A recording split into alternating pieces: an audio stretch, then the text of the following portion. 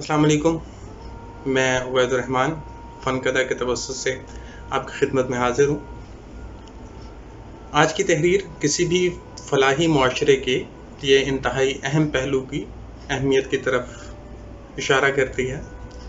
लिखारी नामालूम है लेकिन तहरीर सुनने से ताल्लुक़ रखती है। पेश खिदमत है। बादशाह ने गधों को कितार में चलते देखा तो कुम्हार से पूछा, तुम इन्हें किस तरह सीधा रखते हो? कुम्हार ने जवाब दिया कि जो भी गधा लाइन तोड़ता है मैं उसे सज़ा देता हूँ। बस इसी खौफ से ये सब सीधा चलते हैं। बादशाह ने कहा कि क्या तुम मेरे मुल्क में अमन कायम कर सकते हो?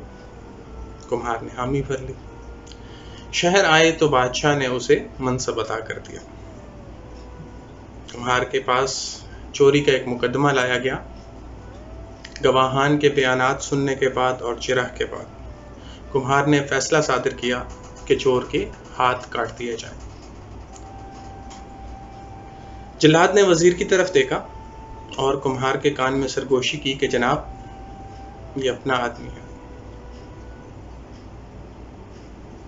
कुम्हार ने सुनी अनसुनी की और फैसला दोबारा सादिर किया कि चोर के हाथ काट दिए जाएं।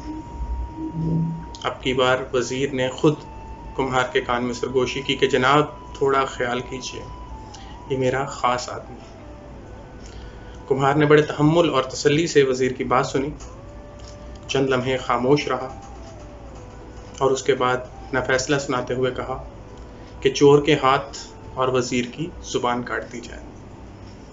कहते हैं कि कुम्हार के इस एक फैसले से पूरे मुल्क में अमन कायम हो गया। बहुत शुक्रिया।